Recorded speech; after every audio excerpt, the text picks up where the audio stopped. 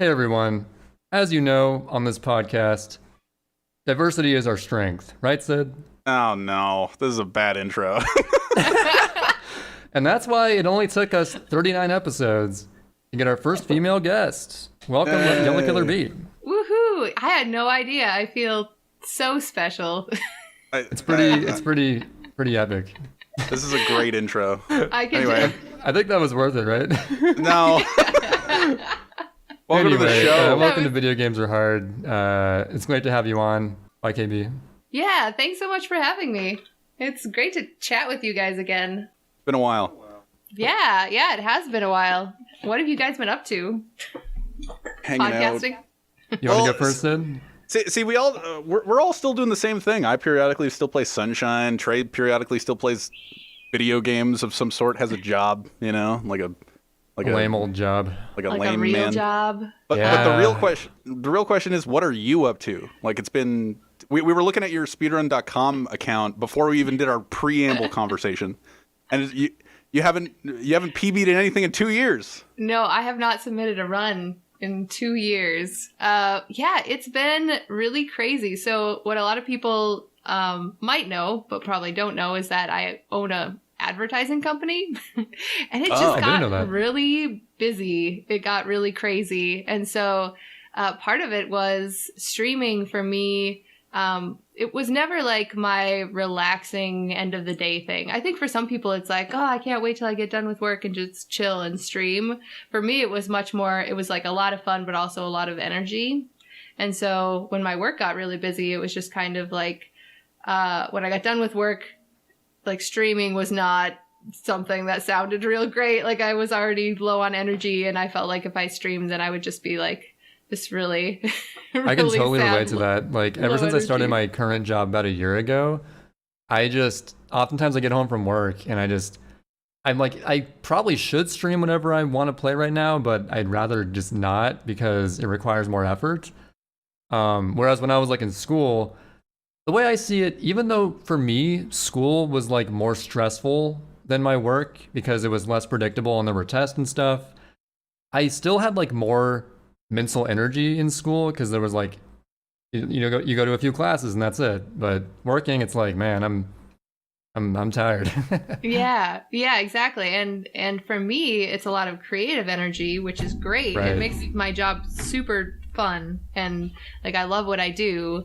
But it's just very mentally taxing sometimes. It's not physically taxing at all. I sit around basically all day and all night sometimes. But yeah, mentally it can get really can be a lot. But I do still play a lot of video games, even if I don't stream them. So yeah. This is a video game podcast where we talk about video games. So special. What a nice coincidence. That's so crazy that we invited you on.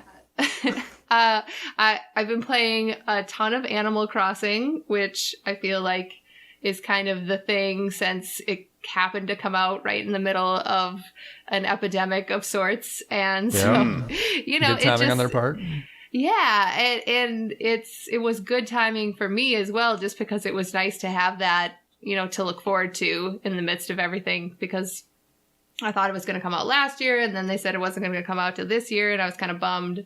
But it ended up, the timing was really perfect. So I play a lot of that. It's actually really sad. I looked at my hours spent on Animal Crossing, and it was like more than all of my friends. And I'm like, oh no. You're just the most dedicated. It's good. I have to know how many hours. Oh my gosh. I haven't looked in, but I bet it's over 400 easily by now. Oh, okay. Dang. Yeah. So I think I have like 150 or so.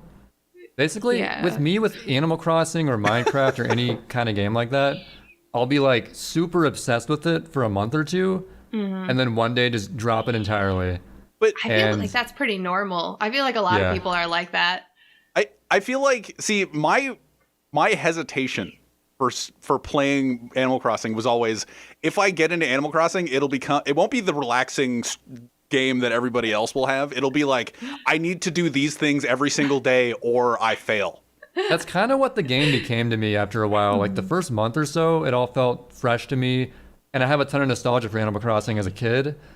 So everything felt like super cool. It's like, oh, look at these characters, look at these animals. Are you still playing it, YKB? I am still playing it. So I have a routine. Yeah, okay. And part of that involves getting up. I mean, it's not super early. I get up at like 7, which I feel like for streamers is early, but for normal people, it's like not that early. But I, for someone who owns their own business, I get up at 7 and I play for at least an hour before I go to the gym. So it's like, I know I'm going to play at least an hour. And then sometimes it's like 2 hours. And then sometimes I'll play at night if something else is going on. So yeah, it's like guaranteed at least an hour or 2 a day. Do you still grind rocks every single day? I don't. I stopped with the rocks. I actually found every single fossil. So I still dig up fossils, but I don't like make sure I find every single one. So did you like legit get all the fossils or like trade for a few? No, I did. I found every single one. I did not trade for a single fossil. I traded for like my last 10. Not gonna lie. Wait, is trading like cheating? No, but, I mean it's way less cheating than like time traveling. Okay. Yeah, I mean if they let you trade them, so it's not cheating. I would say. Yeah, that's actually like intended. I was tempted because my very last fossil was the mammoth butt, and I could not find that. I just like so many, and of course when there's only one left, you're just like assessing fossils, and every day you're like, maybe this will be the day, and then no. Yep. So I don't know. I had thought maybe this would be the Animal Crossing I would 100%, and I was like on board for it, but then the art really kind of the art. I hate the art so much, dude. I was just about to ask often does about the art art show up? So they changed it. Before the last update, Red would come max every 2 weeks, maybe less, because there were like 2 people that would come every single week, and then the other 3 weekdays were like open for other people, and there was an algorithm. But basically, like everybody else only had 3 days a week they could show up, because 2 days were definitely going to be Kix and the Leaf guy. So they changed the algorithm so that Kix and Leaf no longer are guaranteed to show up. So that means your chances of getting Red or Sahara or any of the other people are a little higher, which is good, because if Red shows up more often, then you might have more than a chance of getting... Like, I have 5 art pieces since the beginning of the game. So that's not very many, considering how big that museum is. I only got 1. And it's the first one they give you, like, for free. Yeah, it's really tough. I actually did get an extra one because some friends, like one day their Red showed up and had like 3 real art pieces, which is really rare. Holy cow. Because normally he shows up and he has like 1, maybe 2. So even if you have friends that will like let you come and buy some, it's going to take forever. I think that'll be the thing that'll break me. I'll be like, I just forget it. Like, screw it, I'm going to time travel now. Not worth it. Yeah, pretty much. That's the forgery guy, right? Red's the forgery guy? Yeah, Are you really good at figuring out the forgeries? No, I just look it up. I think that's what stopped me from getting art in the last one, is I always tried to guess, and I was like always wrong. So this time I'm just like I'll look at it, I'll be like, okay, that one's probably fake. But before buying, I always I double check online, because it's like, I'm not blowing my one chance for some real art. Yeah, I think we've told this story of my first forgery, Sid, right? Yes, we have told it. But I guess to quickly reiterate, I thought that it was like this giant painting. I forget what it's called. It seemed legit to me. I was like, I don't see anything wrong with this, so I'll get it. And then Sid looks at it later. I'm showing him my town. And I'm showing him it like, yeah, I bought this one. It looked good to me. And he's like, what's that white line going the whole way down right there? I'm like, damn, that's not the right one, is it? I'm just like, I don't know. I don't know what the piece actually looks like. It's just like, it looks kind of wacky. And then we went to the Mona Lisa, and it's just like, yeah, but there's this stain here. I don't know. And I'm like, I don't know. That looks more legit than the line going down the entirety. And I actually learned, if you look like in the bottom right corner of the actual Mona Lisa, that weird stain thing is actually there. I'm like, that's totally real. Dang it. Gotta look it up, dude. Yeah. Should have gotten that one. It's just too much risk. Like, it's too much risk to guess when they don't show up very often, which is unfortunate, because I think it'd be kind of fun to be like, and they only let you buy 1. So, like, other statues and stuff that are fake have shown up that I would really have loved to buy to put, like, in the other parts of my town just for decoration. But it's like, no, I gotta get that real art. Gotta fill up the museum. But have you gotten the Nook Miles for wrongly assessing a forgery? No, I haven't. I need to wait until all the real artists like stuff I've already gotten, and then I'll buy a fake one and try to assess it. That's so dumb. I think that's so weird. Every time Trey did something that was bad, he would DM me and just like, yeah, I got Nook miles for it. He's I'm just rewarded. Well, the thing is, like, they reward you. It's only one time, at least. If it was like every single time, you'd be like, okay, but Yeah. like, Yeah, I died to a wasp. I died to a wasp attack. It's like, oh, Nook miles. It's like, okay, whatever. Exactly. I'm probably missing out on the Nook miles for getting stung by a mosquito because that has not happened to me yet. I should just let it happen just to see. it hasn't happened to me either. Yeah, now that I think about it. They're not as Oh wait, I vicious haven't as even they played were this in month. New I'm Leaf. dumb. Because like mosquitoes show up in summer, right? Yeah, I think they might have started in June, but they're not super common, and they're not as like, I felt like it was so much easier for them to sneak up on you in New Leaf. In this one, they're a little bit more, I don't know, more obvious, but. Sorry. No, you're good. I was done. So when you were saying your hours, you were saying like, I was expecting something astronomical. It's like 400 hours. I'm like, okay. See, now that I'm thinking about it, I'm just like, dude, how did I get 775 hours in Mario Maker? And I only played it for like, I don't know, 6 months, you know? That's a lot. I know. And I hate the game now. Wait, you hate it now? I haven't played it in a while. Sometimes I turn it on and just like, this feels like trash. I don't know. I actually had no clue you had that many. What the heck? I have a lot of hours in a lot of games. Yeah, that is double what I had in 3 houses. I think the thing that sets this game apart from like some Steam games that I have a lot of hours in, like I can even look like Slay the Spire is a Steam game that I play almost every day. I played 1,600 hours of Slay the Spire. Ooh, you beat me. But I have a feeling that some of those are not legitimate because it is a game that you could leave on by accident, maybe all night or something like that. And so like Animal Crossing, you're not going to leave on because it's going to shut off in an hour and go to sleep. So that's what I feel like the difference is. Like my Animal Crossing hours, I know I probably played every minute of those, while the Slay the Spire, I have played a lot of hours, but I'm sure some of it's just Steam fluff. I try to be. Sorry, are you have something important? It was just talking about hours in video games, Trey. Okay, I have something also too, but go ahead. I was just gonna say that I try to be very cautious about leaving my systems on in perpetuity after turning on. You know what, Trey? You can talk about whatever you're gonna talk about. You just stole what I was gonna say. I'm just Oh, okay. Cool. I was gonna be like, is anyone else like make sure they close their stuff when they're not playing it so they aren't as embarrassed by their hour total? See, in the long it's run? not even embarrassed. Like I'm open. Like I'm fine talking about however many. I have 1,400 hours in Rocket League. That's the most hours I have in any recorded hour game. But like I'm not embarrassed by it. I just want. I'm more likely to turn it off to keep it more accurate. You know. Yeah, you more care about it being like a true total rather than being like, oh, I can't believe I spent this much time in it. So Slay the Spire, that's like my lunch break game because you don't need both hands to play it. And so I do... It's the card game. Yeah. Have you played Slay the Spire, Trey? No, I haven't. Yeah. I have not either.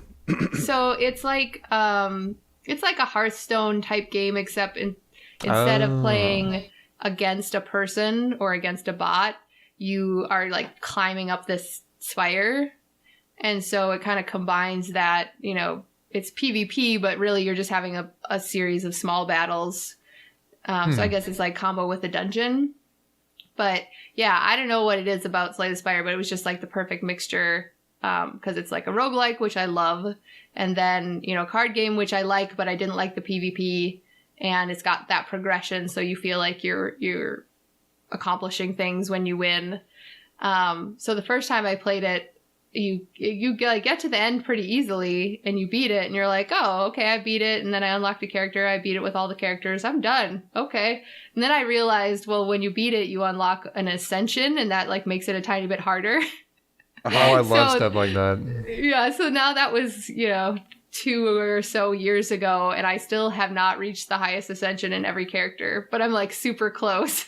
So yeah, those kind of games where it could essentially go on forever, those are addicting. Right. Well, it just kind of becomes like when I first heard about like the idea behind a roguelike, I have to admit I didn't get it. I was like, oh, well, you have to start at the beginning every time, and I don't know if I like that, and what happens with your progression, and isn't that kind of really repetitive? And, you know, I don't know, because you're like thinking of those games you used to play when you were a kid, and it's like a Super Nintendo game or something where it's like anytime you had to start at the beginning, it was like, oh my gosh, you know, all right, we're going to do this, but we really wish we didn't have to start all over again. And it's like, well, it's not really like that, because you have, you know, you get slightly stronger and get unlocks and, you know, learn a little bit every time. So I don't know, like my first roguelike, I think, was maybe Binding of Isaac or something around that same time frame. That's what I was thinking of. Yeah. And I hesitated on that one a long time. Like I just was like, I don't know if I like it. I'm not going to buy it. And then I eventually, after watching some streams, are like, I'll give it a shot. And then it was just like, it's all downhill from there. I've played so many roguelikes now. Yeah, it was great. I see Binding of Isaac. I tried to play like Pyroshade. He used to be really into Binding of Isaac. I used to watch a lot of streams of it. I just don't like twin stick shooters. Oh, that's where I'm at. Like it feels weird to go into, and it's really hard. It's just a hard game. It is a hard game.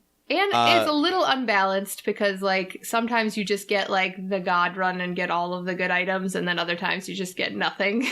And so, but hey, it's kind of like a randomizer, and randomizers are super popular for like all kinds of games now. Yeah, exactly. It's like that still, it's kind of that, you know, keeps it fresh, because you don't know exactly what's gonna happen. But some people do complain that it's a little bit too random. Like they feel like the odds of beating it should be more similar every time. But I don't know. I liked it. I wasn't very good at it, but I liked it. Yeah, I kind of have like a boomer perspective on randomizer stuff. I've never tried a randomizer myself, but I look at it and I was confused at first why, like, especially the Link to the Past ones were super popular years ago. Still are, even, I think. And I guess until I play it, I'm not going to understand why it is, but I'm just sitting there like, okay, well, the items are random places, so, like, what makes it competitive exactly? I guess it's, like, figuring out, given, like, if you have, like, these items in this part of the game, like, sort of MacGyvering your own way through it, in a way, but I don't know. Are you a Link to the Past fan? No, not even that game in the Yes. Okay, well, for, like, games that I actually am a fan of, like, there is, like, Wind Waker randomizer and, like, Mario 64 randomizer and stuff. By the way, I think that randomizer works a lot better for Zelda games than Mario games. Oh yeah, for sure. Like I'm sure, like if they were to make a Sunshine randomizer somehow, it might be okay. I respect everybody that tries to, like, every now and then mentions making a Sunshine randomizer. It's like, oh, we're gonna make the loading zones different. It's like, oh, that's so interesting. Like, what can they do aside from like change where levels send you or change where red coins are? There's like a few things maybe, but. I guess maybe. But back to Slay the Spire for a sec. Have you ever played, I guess not back to Slay the Spire, but a lot of the streamers that I have seen play Slay the Spire used to or still do play Darkest Dungeon. Have you ever played that game? I actually have played Darkest Dungeon. So I have a interesting story about that game. So back when it had just came out, I hadn't really heard of it or its developers, but I guess the people that do sound for GDQ also did the sound for that game. Okay. I had just been asked to be on a Twitch team, and one of the perks of being on that team was the guy who did the audio for Darkest Dungeon made us all sound clips. And so I have audio of the guy who did all the audio for Darkest Dungeon saying "killer" in like this really deep voice. That's so sick. That was the one that I got. So I still have it somewhere, but it was just really funny that I was like, I don't even. So that's actually how I discovered the game, because I was like, what is this sound clip even from? What is this even from? So then I had to go dig it up and find it. Is it the guy with the really deep voice that just does all the narration? Yeah. That's actually the sickest thing I've ever heard in my life. It's pretty amazing. And I had no idea how amazing it was, because I was like, I've never even heard of this game. And I think they gave me a free copy as well. So I installed it and I was like, oh, this is pretty sweet. And also so hard. Like that game, it's got like a point where you like all your people are so tired and beat up. You're like, I don't even know what to do. No one can go back in a dungeon. So I never quite got over that hump, but it was still like fun getting there. Each difficulty has like its brick wall. Like even in normal, like when I go into a game, like Trey probably does the same thing where it's just like, oh, I'm gonna play on the hardest difficulty, just like screw it. You know? Okay, I used to not do that, but ever since being friends with you, I kind of do it now. Sid's way he plays games is kind of like rubbed off on me a lot. Yeah. So whenever I turn on a game, it's just like, oh, you have the option for difficulty. It's like, oh, the hardest one. Obviously, I'm a gamer, you know. But Darkest Dungeon was like, I played it for 2 weeks on the hardest difficulty. I'm like, this is miserable. I don't know what's going on. I should really play on at least an easier difficulty in order to figure it out. I still have not beaten the game. But I have a fair bit of hours in it. I wouldn't be surprised if I had like 150 hours in it. But yeah, it's a toughie. But it's respectable. Like there's a lot of players of it on Twitch, and when you're good at it, people flock to you. I don't even like. I get it, but I don't know how to do it. It's like it's the melee of. Well, I don't know what the. Wait, I don't even know what it is. I've seen like Moon play that game, but it was a while ago. Like, what kind of combat is it? It's turn-based. It's turn-based straight up. Yeah, you have up to 4 characters in your, I guess, team, and then like you pick them as you go, and you lose sanity as you go through the dungeons, based on how much light you have, and it's turn-based, and you go into combat. Surprisingly, at some points you can like look ahead in the map. It's really hard to describe what it is, but it's really difficult, and you're just trying to, I don't know, you're trying to get to the darkest dungeon, and then I don't know. I don't know what the end goal is, but it's just, I don't know. It's a really hard game. That's kind of the darkest dungeon. It's interesting because it's like a lot of team management and like risk management, and then like when you come out of the dungeon, there's like a whole like village area that you can build up using your funds that you got out of the dungeon. And then it's things like, oh, we're going to build a tavern, and then you can send your people to the tavern to like drink all night, and then they get more sanity back, or they feel better, and then they're ready to go again. And so it's like deciding also like outside of the dungeon, like who are you going to bring? Because if you go in unprepared with a team that's like not feeling great or, you know, low on sanity, then you're just setting yourself up for failure. And the only things you know going into each like dungeon with each crew that you put together, the only things you know are the difficulty and like what your rewards will be. Like you know like where you're going, so like you know what kind of enemies you're going to face, but other than that you don't know the arrangement. You know how long it's going to be, but you don't know what like kind of boss you're going to get. It's I don't know, it's just a funky ass game.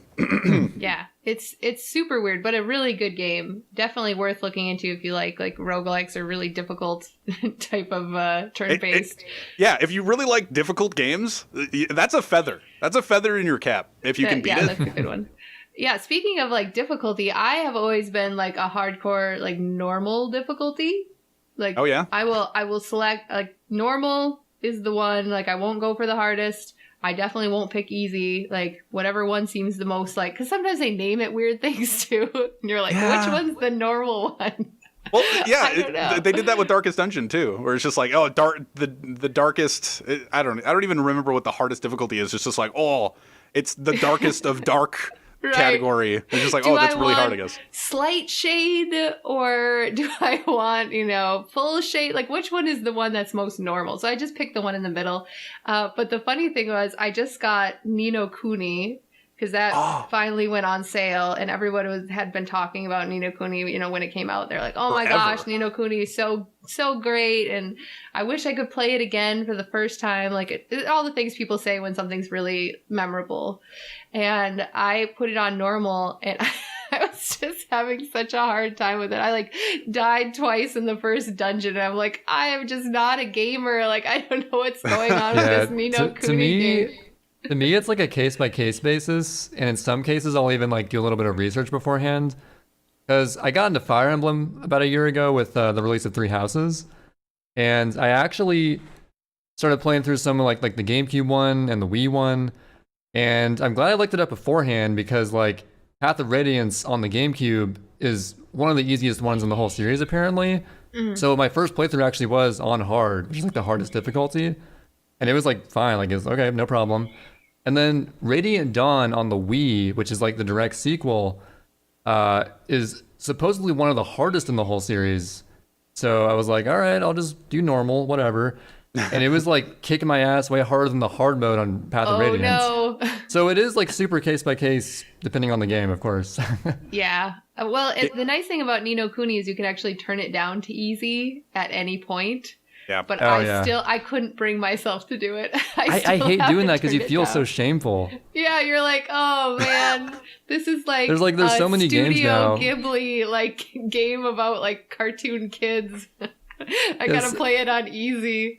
There's so many games now where they'll have that feature where like if they notice like you died to the same thing more than twice, they're like, do you want to like, you know, tone it down a little bit? I hate and you're that. like, Or in like Mario Galaxy or Wii games, it's just like maybe you should like take a break from the system, you know, screw like go that. upstairs. Maybe you should turn it 3DS off. was big on that. Maybe you should go outside and take a walk or something. You've been playing Yeah. for 1 hour straight. Right. Maybe Too long. maybe playing video games isn't your deal. You know, maybe you should Your like go forte. outside. Go find a soccer ball. Just like Yeah, kick the maybe ball you're around. more of a sports person. Also, your battery is low for like the next 6 hours. Oh, for sure. Quit judging me, Nintendo. It's funny to talk about the difficulty. Like Last of Us 2 lately came out, and sure, there's a lot of drama around that game, and people are mad at it and happy about it or whatever. Oh yeah, we've shared our But- thoughts on that. But like a lot of people don't talk about the fact that like every now and then they do talk about it, but the big story isn't the fact that they have really accessible difficulty scaling, where like partway through the game you could be like, this is too hard, or this is too easy, and you can actually customize what gets harder in the game. Oh, Like, nice. Wow. You can customize the AI. You can customize like aspects of the of the enemy combatants. I guess the NPCs. You can pretty much customize your difficulty scale for that game in more depth than any other game that's ever come out. Everybody's mad about the story, but like for that stuff, it's done it really well.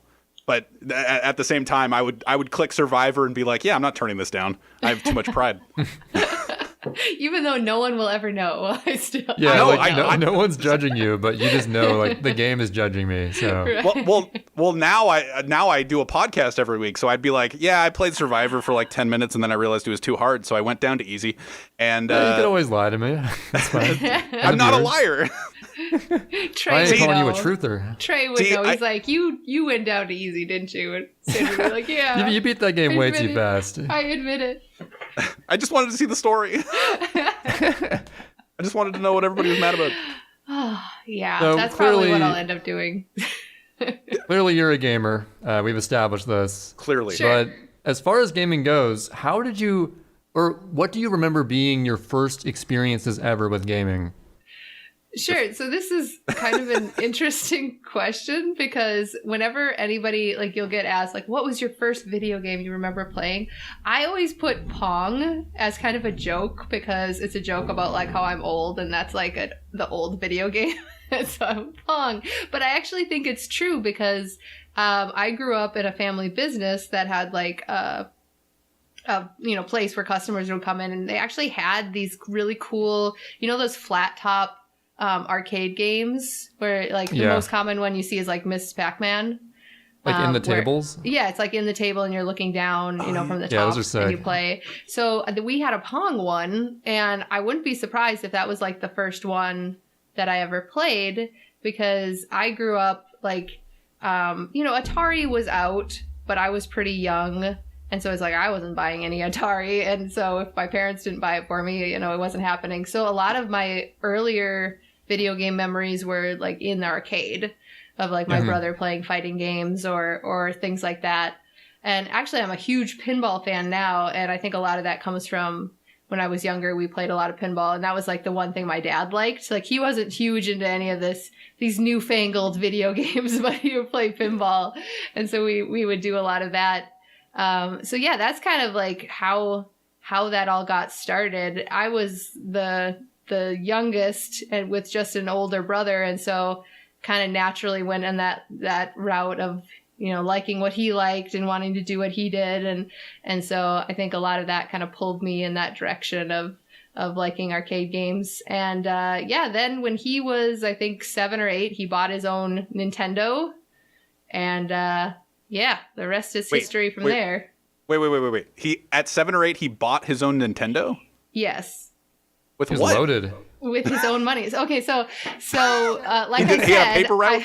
No, I grew up on a family business. My parents actually had a business, so we both like started working when we were like 7 or 8. You know, we would do like an hour a day stuff. Like it wasn't like child labor. Yeah. Yeah, that makes a little more sense. Mines, little B. No, it was but it was like if you want to earn money, there's opportunities, and so he saved the entire summer. Because I think it was like pretty expensive. I think it was like $80 or $100 even back then. And so he saved like the whole summer and bought himself a Nintendo at the age of like 7 or 8. And so I was like 5 at that time. And so I started playing Nintendo whenever he would let me play it. Yeah. But then you had to buy the games too, right? Yeah. And then you had to buy the games, and the games were pretty expensive. I remember going to Pomida to buy games. That's how long ago it was. I don't even know if that's a thing anymore. I don't even know what that is. Wait, what was it? It's like a Walmart, but it's like an old. I don't think they're all closed now. No, like what was it Pomida? called? Pomida. Oh yeah, I don't know what that is. I have no idea what that is. Probably not in the Midwest. Probably, yeah, it's not in existence probably anymore either. So, dude, you talking about your dad that like he only played pinball and he was a big fan of pinball makes me think of my dad. He has stories from way back in the day where it's just like I was a god at asteroids, and he every time he brings up just video games in general, like him playing video games, he'll talk about Space Invaders and how he got to a level that it made no sense to survive, where the aliens were actually at the buildings at the bottom, and somehow he survived it. And I'm just like sitting there going like, I don't know. I guess I'll believe you. The aliens are like inside my character. yeah, it's weird because it's like my parents they had no interest in video games at all. Like I would always try to get my mom to play Mario with me, and she would just like run into the first pit and die. And I think back then I was like, wow, she's really bad at video games, but I think she was just like, I don't want to do this. Like, I know if I die, then you'll get a turn, and then I can just like watch you play for a while. So I think it was more strategy on her part of not actually wanting to play. Dude. But yeah. My mom's such a trooper in that way. Like I've with every game, like when I first played through The Last of Us, I had like she was sitting there watching it the whole way. She really liked like when I used to play video games with her, like watch just the games as like Assassin's Creed. She used to watch a lot of Last of Us, and every now and then I would try to hand her the controller, and she wasn't like not down. She would be like, nah, I don't know, like I'm not. But she would end up like having the controller and trying it. And the most recent example of that was in I guess 2017 with Breath of the Wild, where she would actually try shrines out. Like I wouldn't let her. Like, not that I wouldn't let her, but she wouldn't want to explore the open world or anything. Like, she doesn't know where to go. There's random monsters everywhere. But like, if we entered a shrine, she was just like, okay, well, this is a small, like dungeon-esque single puzzle thing. I guess I'll give it a shot. And I remember her trying to use the parasol in Breath of the Wild and like timing. It was one of those shrines where you had to time the let go of the parasol to land on a platform, and she just couldn't do it for the life of her. And but she gave it her all. Like eventually she got frustrated enough that she was just like, just do it in your one attempt, you sack. And, but yeah, I don't know. I really appreciate that, where it's just like the people that you try to play the video game, like giving it one shot, even though you're just like a gamer nerd, just sitting there going like, yeah, I'm playing Breath of the Wild. I'm willing to give you the controller. Just give it a shot. I don't know. It's kind of nice. Yeah, well, and it's funny because I've heard a lot of people's parents really love Breath of the Wild. Like, I know Ella Pie's dad plays it all the time. So I feel like that maybe is a more accessible game in some ways, which is interesting. It's so different from the other Zelda games, but maybe it's just a little easier to get into than like a Skyrim or something like that. So yeah, that's really interesting that was the one she ended up taking to. Yeah, well, no, she was a huge Mario Kart fan. She will go to the grave telling me that she beat me in a Mario Kart Double Dash race. I do not believe it. But it could have been Mushroom Bridge, though. I think it was like a Daisy Cruiser. Oh, I bet you fell in the pool, right? Maybe I got hit by the buoy. Maybe I got hit by the buoy, man. I don't know. But the buoy doesn't do anything. The buoy doesn't do anything. You just move it out of the way. Well, it's funny because it's so different. Like I have 2 stepkids, and what their experience will be like with me as opposed to like my experience was with my parents, because it's like I genuinely like video games, and there is no way that I'm letting them beat me in Mario Kart until they can actually beat me in Mario Kart. Oh yeah. Or Mario Party or any of those things. So it's like when the older one finally like started beating me in Mario Kart, it was like, oh, now you're actually like getting good, and this is like a real thing, and I'm not just being like, oh, you beat me, like no, it's hardcore. Dude, kids, we don't let you win. Kids are actually insane at games. Yeah, well, they can be. Yeah, it's when I see some of the younger kids at like the GDQs and stuff, yeah, forget about it. Like when they grow up, their brain is already like developing the gamer sense when they're like 5 playing Fortnite, right? Mm-hmm. And then they're already like insane by the time they're 12. It's like, always whoa. Fortnite, dude. all these Fortnite gods, dude. Eventually, if we keep doing the podcast long enough, we'll be like, "What's your first gaming memory?" It's like, dude, my older cousin. He said this Fortnite thing. It's really hot. He just hands him the controller, and then he just like picks up a gray gun, and it's his favorite gray SMG for the rest of his life, and he just gets really good at It's like, oh, my 90s. My 90s are sick AF. I don't know what the term is. We were talking Whatever with JJ. the terms are for that game. I don't even We know. were talking. I figured out all of my Fortnite parlance from JJ 2 weeks ago, or 3 weeks ago, Yeah, and that's JJ all I had needed. some bits on that. Yeah. See, that's the range, man. We got JJ, and then we talk about Fortnite for 10 minutes. Diversity is our strength. Like I said. Exactly. Yeah, I have actually never played Fortnite. I played a lot of PUBG, which was like right before that, but yeah, I don't know. I was like, that's for the younger kids. I don't understand this building thing. You didn't try it at all? I didn't try it at all. GBM, it's free. Think, tried it. I know GBM tried it once. So another misspent youth story. We used to have a lot of LAN parties, which for the younger users means when you used to bring a computer to a house. I think people know what in. LAN is.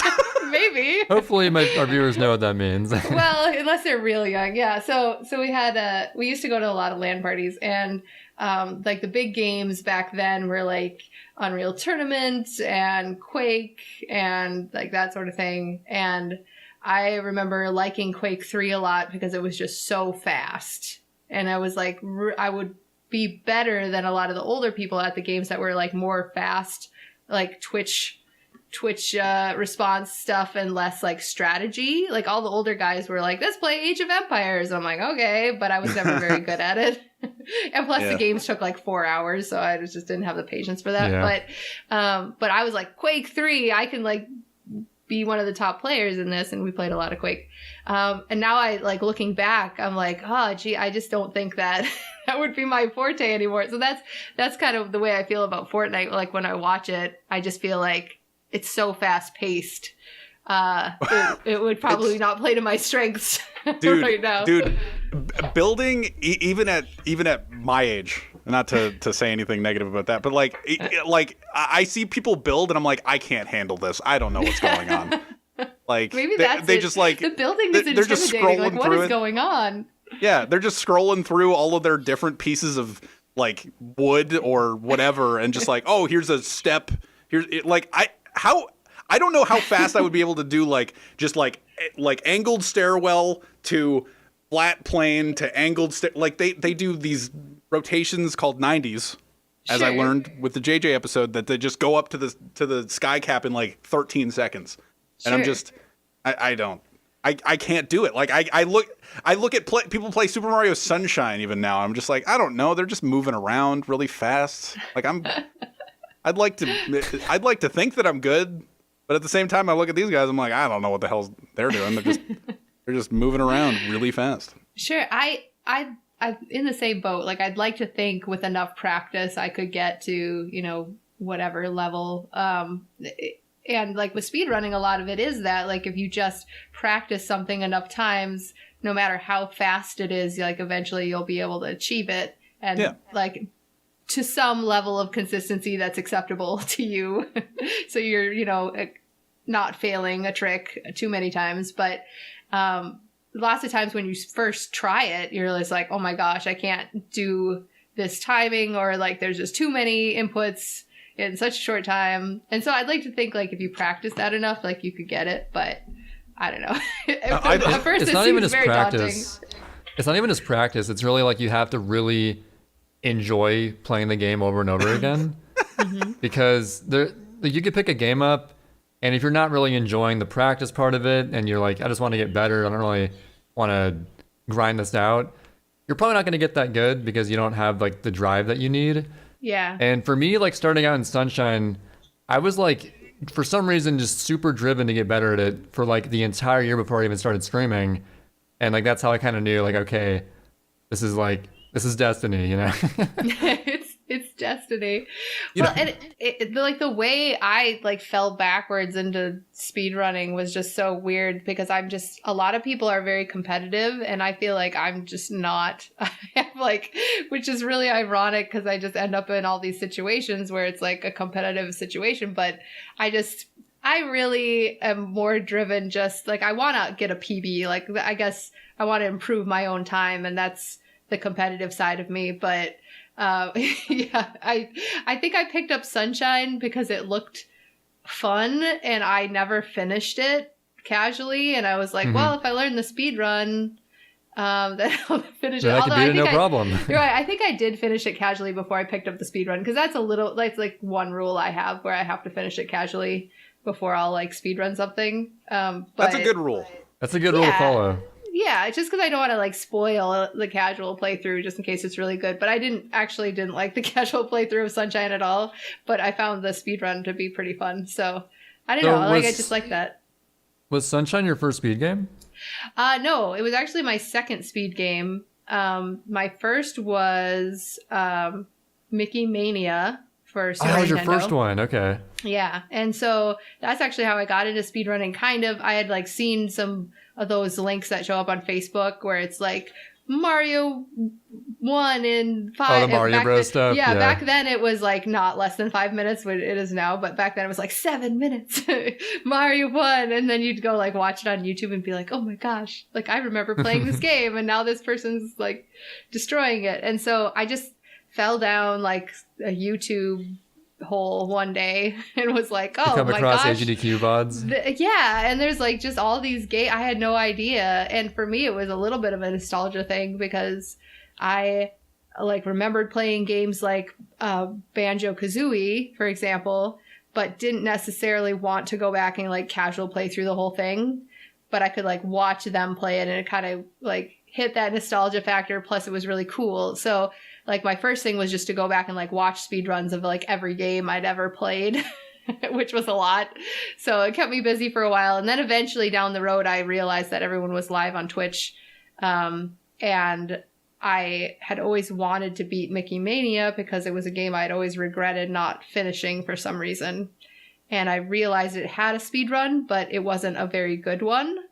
And I was like, oh, so this is a chance. This is like a opportunity. So yeah. Wait, so do you mean not well played or? No, it was missing. Or just a bad speedrun. It was missing skips that I knew about from my casual play. Oh my god. And so like it's a really strange game because it has like these level warps, which after speedrunning this game for like 5 years, I eventually like people would bring me YouTube videos that explained why these were in there. And it was all just to get around like Sega Genesis very strict vetting process, which is really interesting. So they would say, well, instead of the game breaking, we're just going to spit you to the next level. So it just becomes this quest to break it. Because anytime you can break it, then you get to go to the next level and it saves time. Doesn't matter how it's done, you just do. But it's consistent. You can break it consistently in the same spots by just like overloading with like too many sprites or lots of different ways. And so I had like found 1 or 2 by accident in my casual playthrough when I was a kid. And I just remembered always using them to like skip the rest of the level. And I watched the speedrun and he didn't use any of them. And I was like, oh. Well, okay, I can do it the same as him and then save like 2 minutes. So in a 20-minute game, that's a ton of time. So that's why I decided to go with that one first, because I was like, this is like a world record that's achievable for someone like me who doesn't have a ton of time to like practice this game, but still would like to, explore and see if I could do it. Yeah, it's a short game. Yeah. And so tell us about like your journey with improvement in that game. Was it like a solo effort, or was it sort of like a community of some sort? So yeah, the interesting thing is it was a completely solo effort at first, because the last speed run that had been done was several years old at that point. I would say like 7 years old. It was really an old speed run, but it was I found the VOD. It wasn't even on speedrun.com. It was like on some old wiki page or something. And so that was like my baseline. I watched the VOD and I like started off by copying his movement and then adding in the level warps. And then of course, when I like would be messing around and trying to find improvements, then I would, time it and kind of add those in as far as just movement improvements and routing, I guess. But it's a 2D platformer for those who don't know. So it's not like you have a lot of choices of where to go, and there's not a lot of menuing, but there is a lot of little movement things. And then as like my stream got a little bit more popular, then some other people did jump on board. In fact, by the time I got that game into GDQ, someone else had taken the world record, because there were probably 3 to 5 other active runners at that point, which I was super happy about, because I was like, this game was like, nobody was running it. And I was like, okay, Mickey Mania time. Yeah, that's awesome. So you got that GDQ run in, and it went smoothly, I assume? Yeah, I mean, I remember it going pretty smoothly. I was obviously very nervous to like be running a game. It was all kind of a pipe dream when I started out. I was like, man, wouldn't it be cool if I could get a world record and like get into GDQ and I don't know. And then actually doing a GDQ run is very surreal.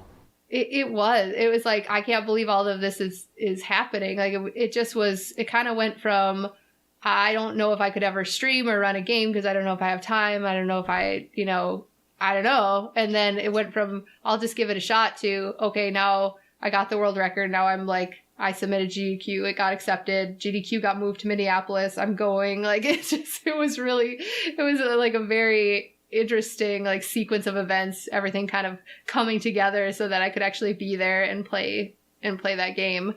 So that was the first time it was in Minneapolis. What year was that? Yeah, that was 2015, I think. Okay, SGDQ? Yeah. Okay. I think it was 2015. I actually never went to the SGDQs until 2019. Mm-hmm. I only ever went to the AGDQs like 2015, 17, and 18. Yeah, I don't think I met you until 18, because I think that was my first AGDQ. That makes sense. Because it was just way harder to go, because I'm from Minnesota, so I have to actually fly somewhere. But it was nice because there's a lot of people that only would go to AGDQ, so get to meet some people that couldn't alternatively make it to SGDQ was great. And so, speaking of GDQ, you've actually done a lot of donation reading over the years. Yeah, so that was interesting as well, because I had formed some friendship with some girls online before I went to GDQ, a lot of whom are, people might recognize, like Skybills was a big one who like encouraged me to go. And so she was the one who actually was like, oh, you should volunteer to host. And I'm like, what? Like, you don't like get involved your first time. I don't know. That just was like my mindset. It seems a little ambitious. Yeah. Yeah. Like, I don't even know. I'm already running a game. I don't really know what to expect. I don't know a lot of people. But I'm supposed, it would have been my first instinct to be like, and I'm going to volunteer to host. And she's like, it's so much fun. You got to do it. I'm like, okay. Back then, I guess they just let anybody in because they didn't have any vetting process. Yeah, actually, so it's funny. So I was talking with a friend of mine, Adef, who I'm actually, he's my SMS 2P1C co-op partner. Oh, nice. Shout out to Adef. So Adef actually read donations for the first half of my GDQ run at AGDQ 2015. And he was telling me like, yeah, back in like 2015 and previously, honestly, anyone can do it. You just sign up and they pretty much accept you. But the next time he tried to do it, I forget which year it was, they began doing a pretty rigorous audition process, supposedly. Yeah. It So totally what's the audition was. process like for that? Yeah, so now if you want to audition, you have to send in an audition tape, which is you talking over a YouTube video that they prepare for you, and it's super rough. Actually, one year you were supposed to do it one take. Like they were like, do this in one take. You can't even watch you can't even watch the video first. Like just record your first go through. and I did, and I think I got in that year. There was one year that I didn't get accepted though, because it's brutal. It's brutal, and it's funny because everyone was like, "Oh my gosh, you're not hosting," because I hosted every single GDQ from 2015 that I attended from 2015 on, and then like one random GDQ in 2019. I'm like, well, guess I didn't make it, but it's interesting because they have like an outside group of people judge the auditions, so that makes it like in one way very fair, but on the other hand, like they have no frame of reference for sometimes even speedrunning, it sounds like, from the way it was described to me. So they're judging just purely on like how much they like your voice, and so it's a little bit like that's scary. It's a little subjective because if like because not everybody, it's not like a bunch of people listen to yours, it's like 2 people, and so if they just don't like it, then it's like, well, too bad. But it's a volunteer position, so it's like one of those things where it's fun to get to help, but if you don't get in and they have good people doing it, then that's fine too. I just gotta ask, was one of the example audition comments something along the lines of long-time watcher, first-time donator, greetings from Germany? Probably. They always give you like audition, like fake donation comments because they try to trick you to read bad ones. Oh my god, that's funny. That's like part of the process is you have to pick your own and try to fit them into the spots that are available, and then also don't read ones that are bad. And I read a bad one. Yeah, I read a bad one without even knowing, because I'm not always up on like which numbers you're not supposed to read. They always go over that with people, like try to keep people up so they don't say things on stream that they're not supposed to, which is great. That's good. They should do that. But I'm just saying, like, as someone that's maybe not always the most up on internet culture of the moment, it's like, oh, I had no idea that was something that was, not. I was supposed to skip the $69 donation. We got $420.69 from Bozo. Yeah. Okay. Well, and it like those are the obvious ones, man. There's just more every time of just like random numbers that you're supposed to stay away from. And then of course it's donations, so they're all numbers, so you have to look at each one. And it was. But I still actually got in that year, so the rest of my audition must have been okay. All right, perfect, dude. I've always talked to Trey, like if I was ever to go to a GDQ, I would try for hosting at some point. Like, and I was telling Sid, I think you could actually get in if you tried. Have you ever tried it, Trey? You have not tried it ever? Oh no, I would suck ass at that. Are you kidding me? I could never do that. I feel like I would have to be like forcing myself to be hyped too much. I would feel like SM Loader and I could go for that and try to make that SM work. Loader could like actually voice act if you wanted to. We got to get him on here eventually. But yeah, I don't know I don't know, having that much of an audition process. I'm just sitting there going like, I don't know, I could just go play like QWOP in the practice room or something. Try to figure out how QWOP works. Right, that's one of your life goals, QWOP. I've always wanted to get good at QWOP, but it's too hard. I can't do it. I don't know. QWOP is just one of those games that I think of at GDQ where everybody's just like, I'm playing QWOP. I don't know. It's like, is it a GDQ meme? There's like the random mashing game that everybody tries to beat, and then I know about the mashing games. I never heard of QWOP at GDQ though. That's new to me. I feel like that's a thing. I don't know. I might be making that up. It's a timer. But yeah, everybody doing their that's the most alluring thing, where it's just like how was meeting people at your first GDQ? Like how did that, like Trey could probably also, I've never gone to a GDQ myself, but it would probably be really nice. I just gotta say, like the first time for me personally, the first GDQ I went to in 2015 was like basically the first time I've met internet people in person ever. And it was literally like the weirdest experience ever. It was like, I know everyone here. What the hell? Everybody's using their usernames. It was a lot to take in. Yeah. But what about you, YKB? It's same. I mean, I went and I basically had committed to the whole week with like rooming with people I'd never met in real life.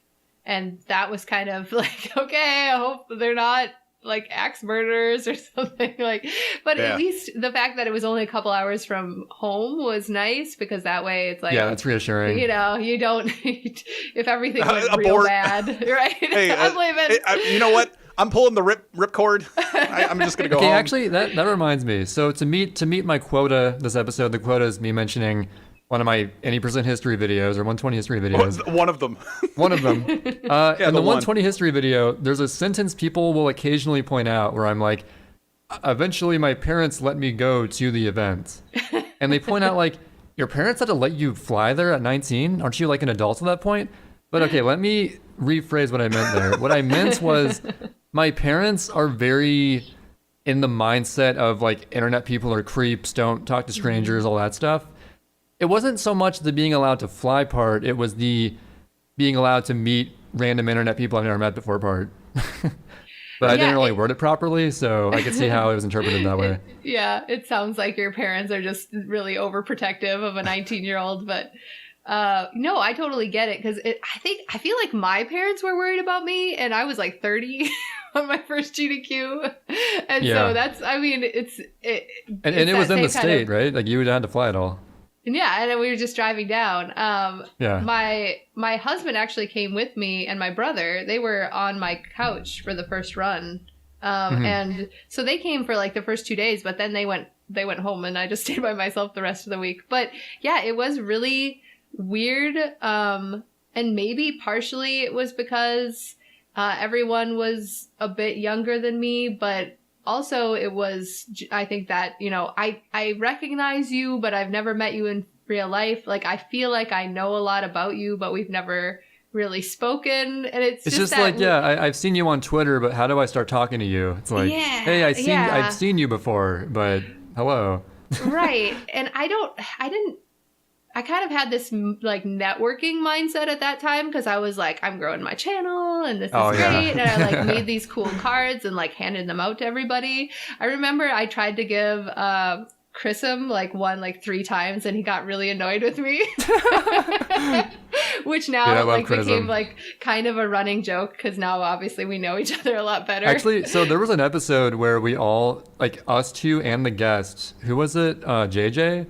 Yeah. We all had our own Chrism stories. So is that your personal Chrism story? Yeah, I guess so. I mean, Chris and I, obviously, we did the Nintendo World Championships together. So, I have a lot more stories from that, but that was definitely my first one, because he had no clue who I was, and I would just like hand cards to random people. That's actually the only time I've ever met Witwix as well. Was at that first GDQ, because after that he stopped coming to them. But that was really interesting as well, because he thought I was someone else. And so I was like, I just wanted to introduce myself. I'm YellowKillerBee, and like I watch your channel sometimes. I think it's really great. And he goes, oh, yeah, don't I sub to you? And at this time, I'm like so far away from partner. Like, I'm just like, no. Oh, yeah, totally. There's no affiliate. And I'm like, I don't think I'm who you think I am. And he's like, are you sure? Are you sure that I'm wrong? Yeah. Are you sure? I'm like, so I was like, no, but you can sub to me right now if you want. And he took out his wallet and he gave me $5. Oh.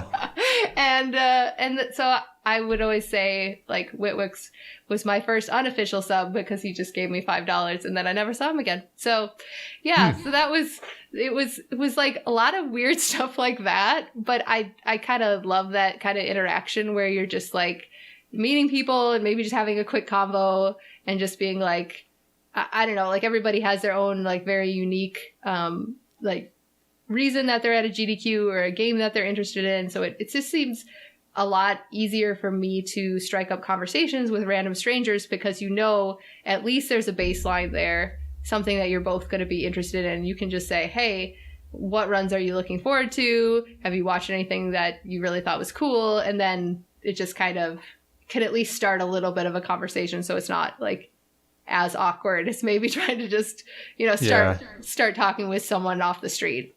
The GDQ really is the one place where I feel like I can talk about like what I do for fun. Because like at my job, I can't just be like, yeah, I played this game. It's like I work with a bunch of like middle-aged women, so they wouldn't really understand that. So yeah. Yeah, I'm sure there was an element of that because it's like I was also like super excited about speedrunning because it was new, and I was like, oh man, this is so amazing and I'm having such a good time with it. But you try to explain like what it was, and it's just so many levels deep, I think. It's really awkward to explain to strangers what speedrunning is. Dude, it's so nice having so many younger cousins, so I can be like, yeah, I speedrun. They're just like, yeah, I know exactly what that is now. Oh, and, they're like, they get it. I assume like sure, you have the baseline of being at a speedrunning convention essentially, and like you could talk about just the stream up till that point and whatever, you have that baseline, but you also have the baseline of like meeting people that you actually watch the stream of. Like, you could walk up to, it's like, I'm genuinely a fan of your stream and just talk about, I don't know, whatever that kind of, there's like multiple baselines you can go in. It's like, sure, we all play video games. We all love QWOP, right?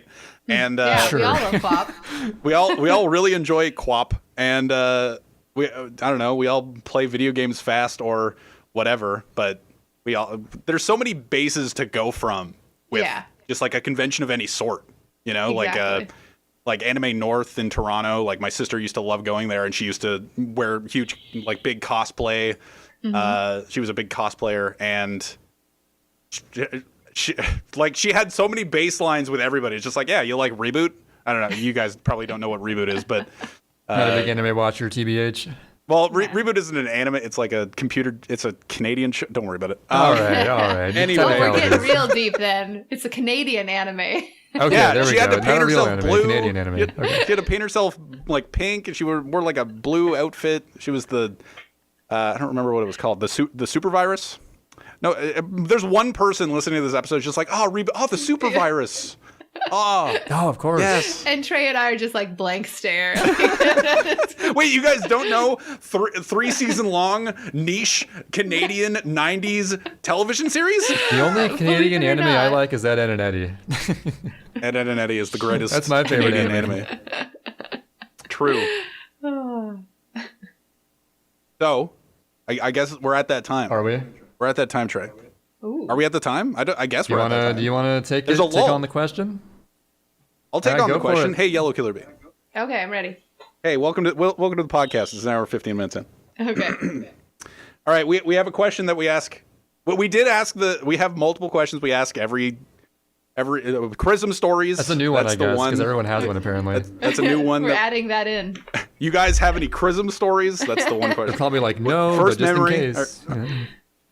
And then we have a third question. All right, and we've asked every guest. I think we started with Cat. Who's our first guest? Cav? Was it Emo? Or, it was Cav. Yeah. I think every single guest we've had, we've never missed a single guest on this. We can't forget this question. We can't break our streak. There's a lot of history with this question. All right. And our question is, all right. So you're going up for you're a gamer. All right. Okay. You are physically a gamer. You are writing up a resume to become the proest of gamers, the most professional gamer, right? And you're going into an office building. You're applying for this job. There's Chrism, all right.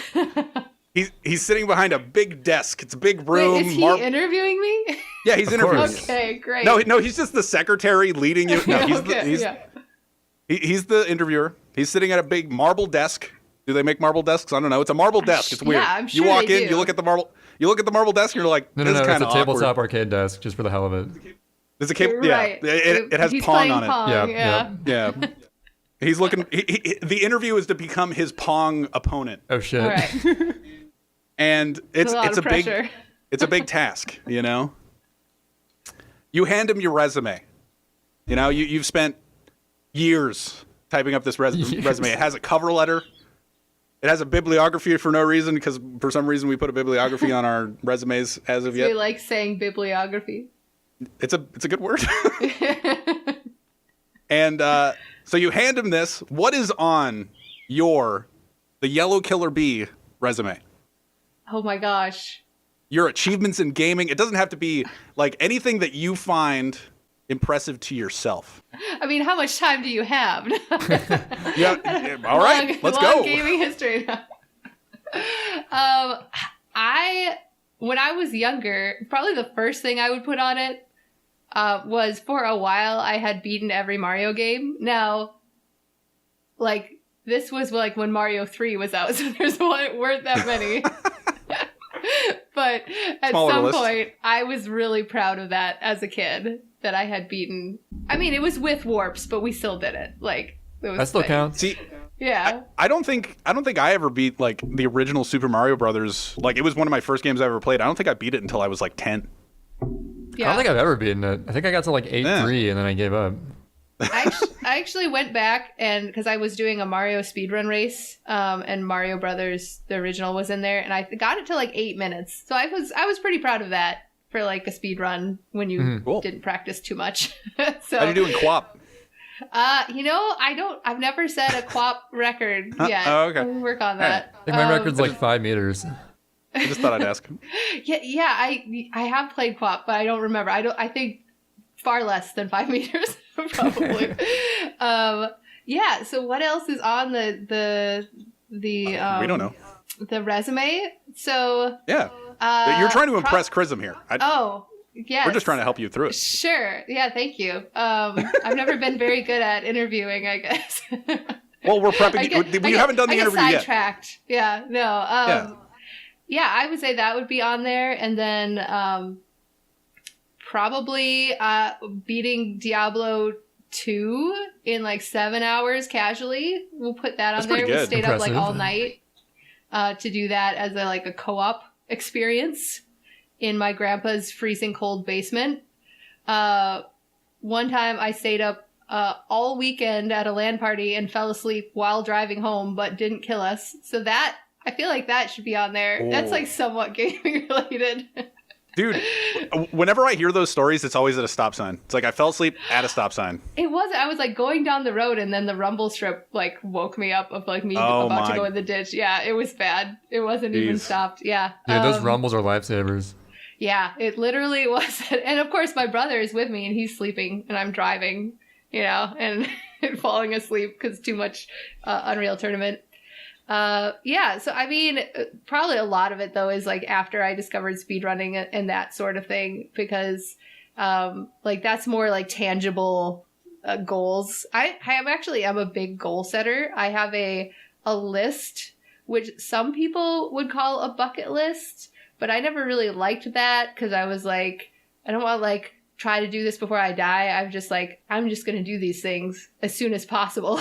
Yeah, it's kind of a dumb term because in other words, it's like things I'm going to do like eventually, It's just right. Like, and I'm just like, no, I'm just going to do this. Yeah, I'm just going to do this like soon. And so I made this whole list and like I put some things on there that are, kind of far out there. And then I put some things on there that are, more achievable. But I like setting goals, and I think that's part of the thing about speedrunning that's appealing. So like having a world record in a game, that was definitely something that I always had, since I learned about speedrunning, was like, would it be cool, even if I didn't hold it forever, to just have one and say like at one point I was the fastest at this game. Hey, that's respectable. I will appreciate having the world record for a moment. If anybody's going to appreciate that with anybody, it's me. Yeah. Yep. Sin is all about exactly. that. Yeah. I know the feel. It doesn't matter if it's like for 2 hours. I mean, obviously, if you can hold a highly contested record, that's amazing. But it kind of does matter. It kind of does. To be fair, nothing lasts forever. No matter how obscure the game is or how optimized the record is, it always gets beaten eventually. Yeah, exactly. And it's like I would rather have a game have a community than just like me playing it. Right, yeah. It's cool you started that community as well. I hate that other people are playing this game too, dang it. Right. Well, and it usually just gets optimized so much better too, because that's really like routing has never been my strong suit. Or Same. like, finding new tricks and things like that. So yeah, just to have other people who are much better at it than me put their input in was really great and helped improve the speed run of the game quite a bit. So so then like getting the run into the GDQ was the next big milestone. Getting to host at a GDQ was a big milestone. And then I got another run in. I never had the world record in Quack Shot, but I got pretty close. I was like 4th on the leaderboard. And that game actually had quite a few runners, so that made me feel better because it wasn't just like me, the lone person. That community always was like, at least had a few people running it at one time. But that one I actually did find some strategies for. So I was proud of that. And then like kind of out of the blue, getting asked to compete at the Nintendo World Championships in 2017, that was just like one of those things where it was so surreal.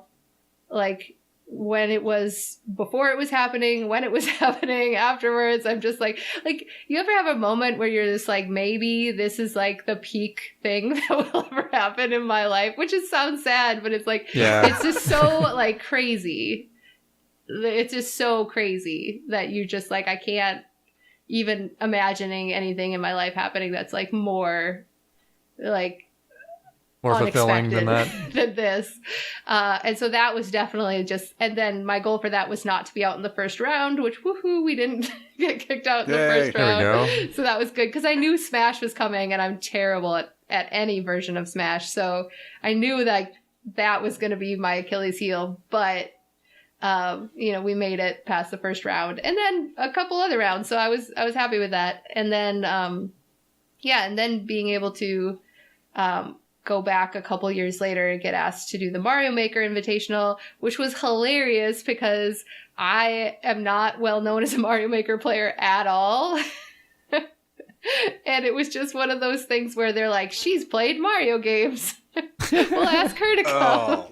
And I'm like, okay, I'm not going to argue with you at this point. Like, I mean, I'll take it, sure. Right. It was really funny because I was actually after my business had kind of started ramping up because that was just last year.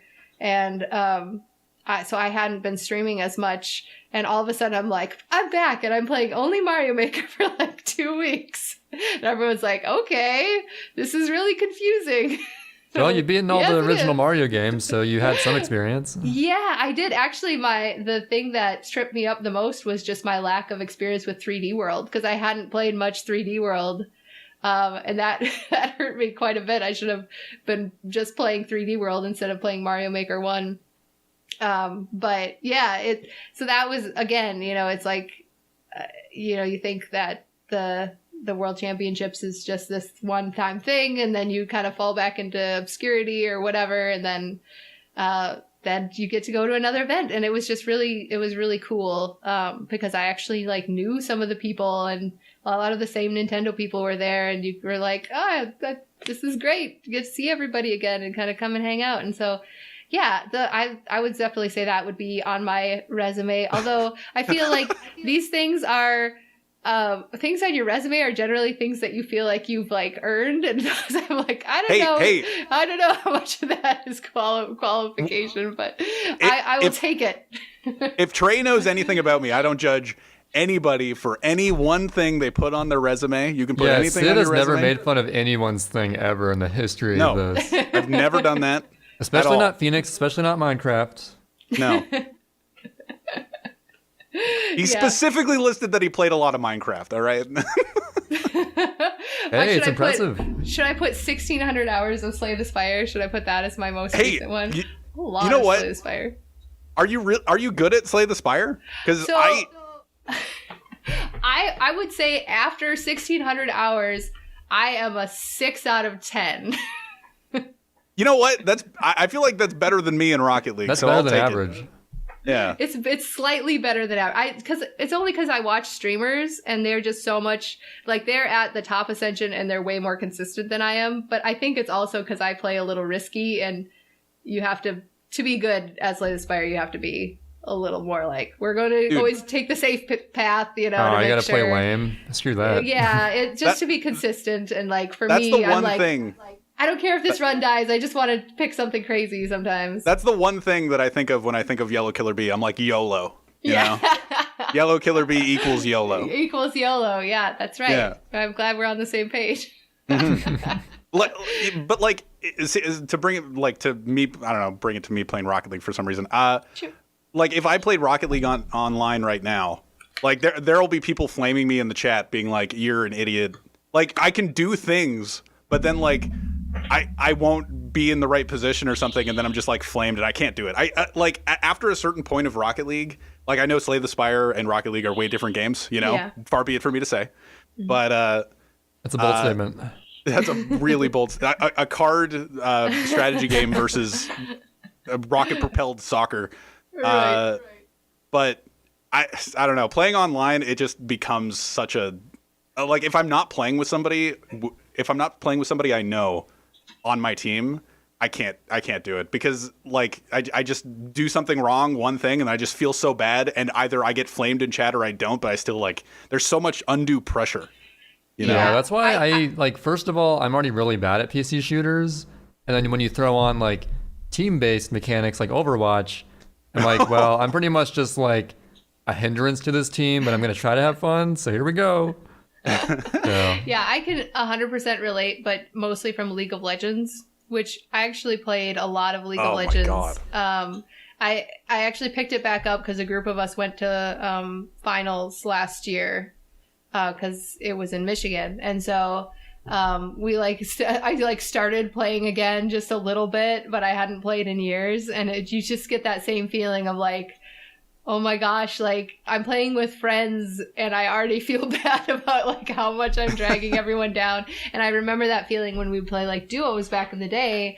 Like you would make one mistake, and the people that you didn't know would be like, oh my gosh, just uninstall your whole life right now. And so it just makes it tough to enjoy yourself. So, because I totally get that feeling of like pressure to perform well and not let the team down. And that really interferes with like how much fun you can have when you're just like, oh, I don't want to make a mistake and I don't want to take any risks. So yeah, mostly I would just play with friends.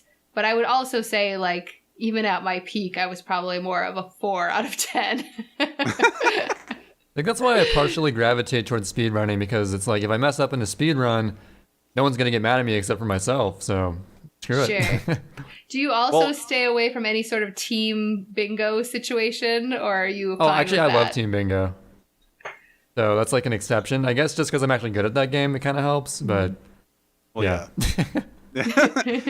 well, I don't know. The one story I have online is with Rocket League is I was playing late night Rocket League and just playing with a random duo, and I did something really impressive, and they were just like, "Oh my God, you're sick!" like in chat, and then I made like one mistake. It's like, "Oh, you're drunk." And then like quickly the tables turned. Like the metronome was going back and forth. It's just like, oh my God, you're sick. It's like, oh my God, you're the worst player ever. Oh my God, that was actually sick too. It's like, dude, you should actually turn it off because you're drunk. They're so judgmental. Every little move, it's like this impression is gonna be everything this person has right here. Yeah, that's why I like playing melee with Trey, because if I go for an edge guard and I miss it, he won't be like, oh, you should really like consider maybe like reinstalling Windows and not installing Dolphin ever again. And then you're telling me like you should consider fixing your internet because it keeps disconnecting. Right, exactly. I have to say I'm with Sid on this one. Probably should fix the internet. I agree with everyone. I don't know what's going on with that. I don't know who to disagree with here. But hey, to be fair, this whole call it hasn't dropped yet, so there's that. Hey, yeah, let's not jinx it. But yeah, it's just randomly good sometimes. I had a really bad match in League of Legends. I think I was playing solo queue, and I don't know why I was doing this. This was a long time ago, but I was playing Katarina, which was not a usual hero for me, and like the whole time, my team was chatting to me, and they'd be like, "Cat, go mid. Cat, go bottom. Cat, protect the tower."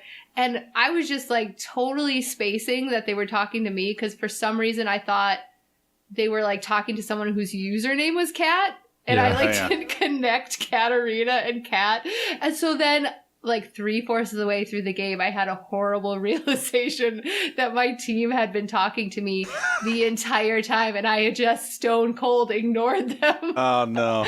And they were so angry, and I was like, I don't know what's going on. Who's this cat person? And it was me. It was me the whole time. Yeah. So that was a pretty bad one. That was on me. But yeah, it's stuff like that where you're just like, well, sometimes you deserve it, but most of the time people are a little bit too harsh, a little bit too quick to jump on people for their mistakes. Overwatch was bad sometimes. Like online Overwatch was bad sometimes. I didn't get a lot of the toxicity, but I didn't play a lot of ranked. Like when you don't play ranked and just play quick play for however much of the game that you play and just kind of ignore ranked. If anybody flames anybody in quick play, there's like 7 people that have your back immediately being like, bro, it's quick play. Yeah. It's really chill. easy. Yeah. But if you play ranked and it's just like, yeah, you're being an idiot, there's like at the same time 7 people jumping on their back being like, yeah, you're an idiot. you should do something else. So it's like one or the other, you know. Oh, you're sick. Oh, you're drunk. Oh, you're sick. Right. Oh, you're drunk. Yeah, I mean, I think League is pretty well known for being fairly toxic as it is. There is no escape. Like, you could be playing the most casual bot game. People will still take it very, very seriously. That's all I hear about it. Yeah, it's when you mentioned League at the start of this like sub conversation, I was like, oh shit, like I'm complaining about Rocket League. Like I can't even imagine. Yeah, it's but I mean, fun game. I mean, you just mute everybody and play with your friends. But then it's just weird, you know? It's like, but see, if you mute them, then it's like what is it? What's the term? What's the cat in the box? Schrodinger's cat cat. in the box principle. What? Pardon me? Schrodinger's cat. The Schrodinger's cat, where it's just like you think the worst possible thing could be being said in chat. Where it's just like, if I mute chat and I'm doing something wrong, like I'm thinking like, yeah, he's talking shit. Oh like, no!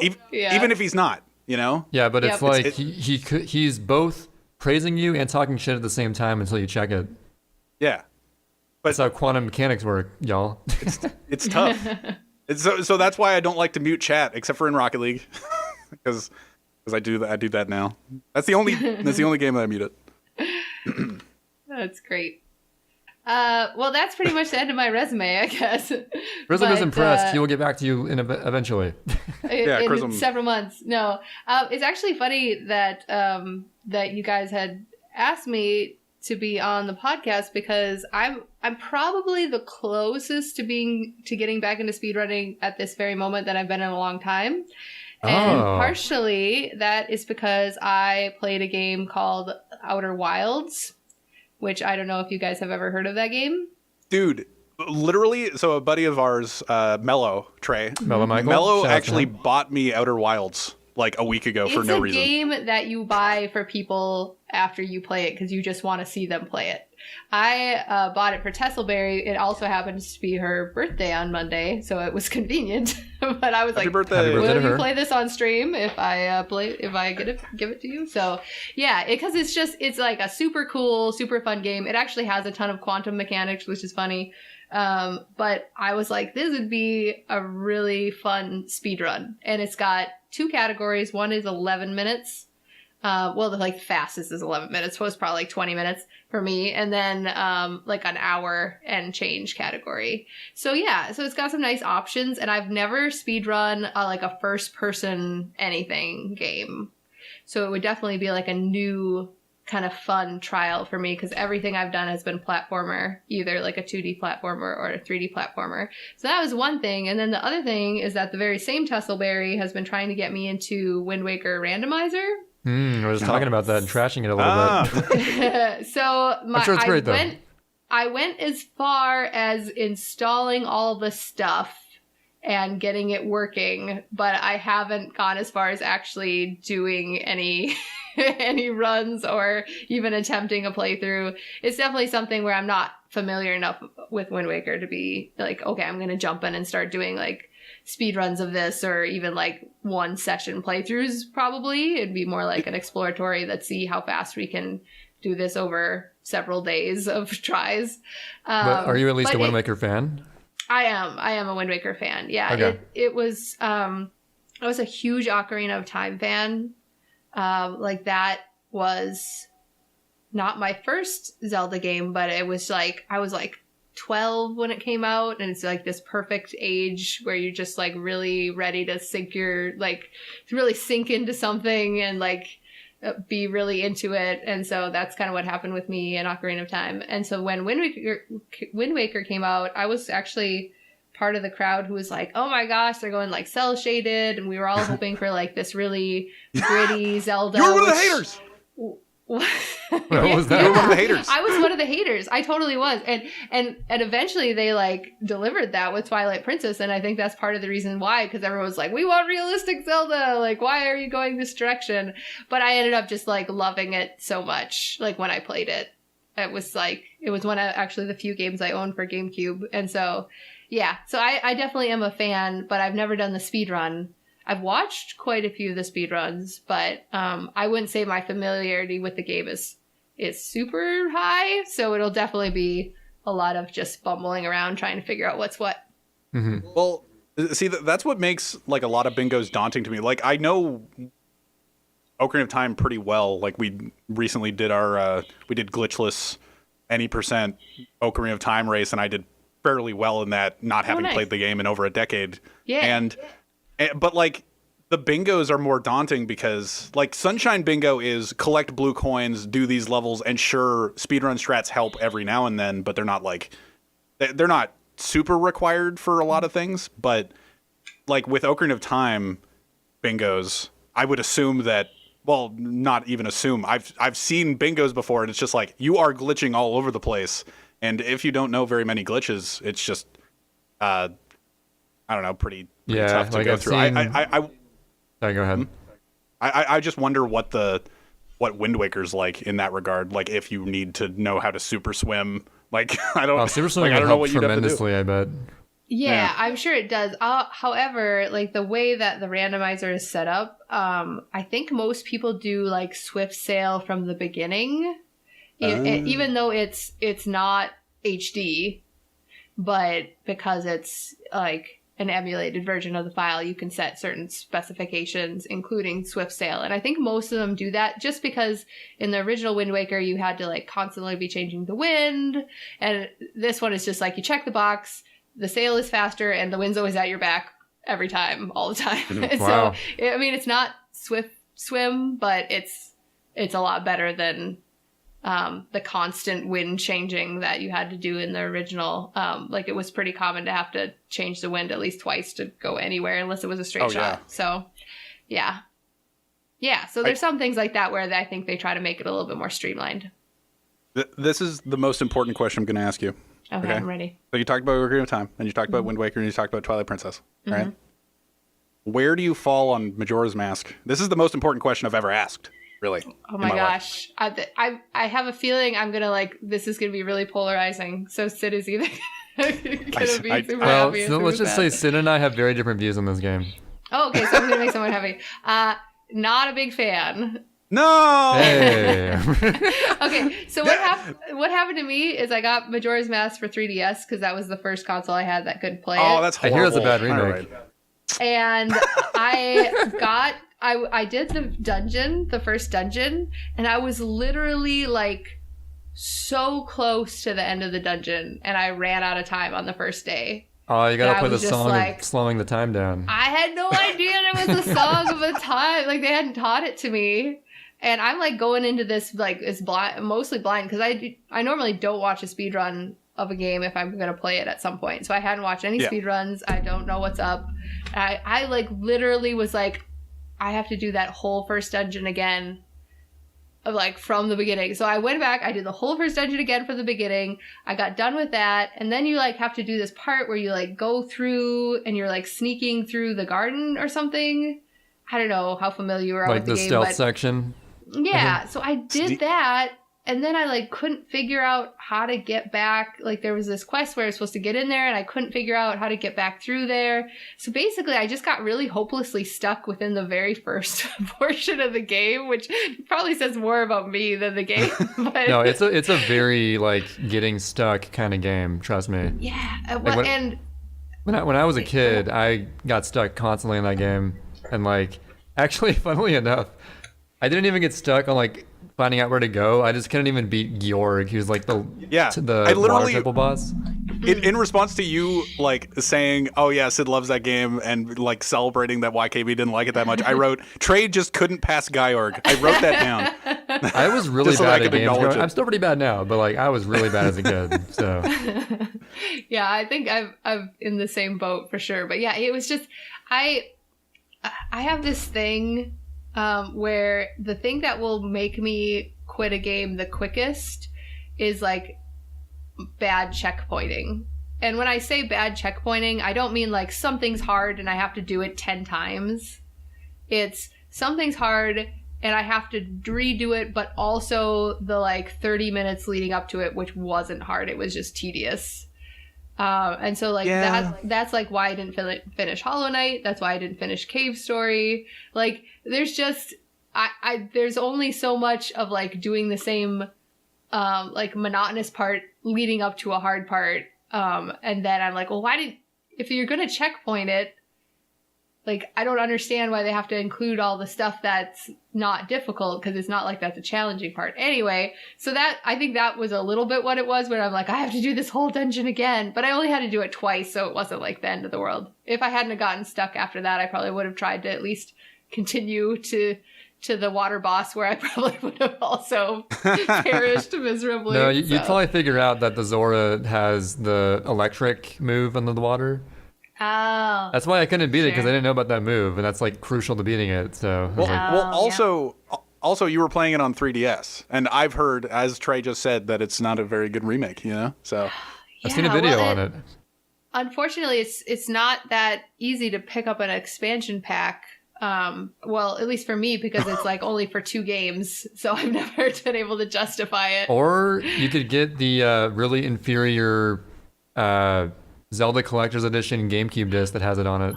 I can crash at any moment. That's the one I played, and yeah. I would, if I had the opportunity, I would buy that just to own it. Yeah, when I got yeah. my GameCube, it came with the GameCube. I think it was like December 2003, and it had Zelda 1, Zelda 2, Ocarina of Time, Majora's Mask, and a Wind Waker 20-minute demo. Woo! Oh, there you go. exciting.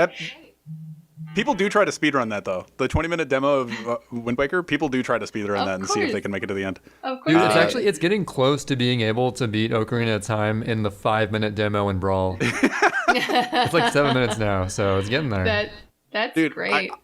I was just old enough when like the collector's edition came out that all the EB game store, like, so the GameStop stores in my area, all of them, like, whenever it's just like, oh, do you have any of these? It's like, no. And it's just like, yeah. And I remember the people that worked at the store actually talking to one another, being like, yeah, we had one sold to us earlier. Yeah, I sniped that one.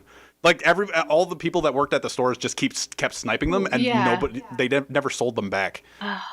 That's It was just terrible. dumb. They're sniping them multiple times. Like, I need multiple copies of this. Sorry. Right. Well, they know that, I guess 10 years down the line, people are going to be willing to pay money for them because Yeah. If that's true, then I'm going to be a millionaire, y'all. I still got mine. So Yeah. up? Hold on to that. I do have a GameCube version of Ocarina of Time, but I don't think it's the whole collection. I think it's I think Master it's just Quest? Ocarina. Yeah, Master Quest. Yep. yeah. That's I weird. have that one, It's too. weird playing it with a GameCube controller after you're so used to doing the N64 controller. It just, I don't know. It kind of throws me off a little bit, but I did play a good bit of that. It was fun to see like how they had changed it, I guess.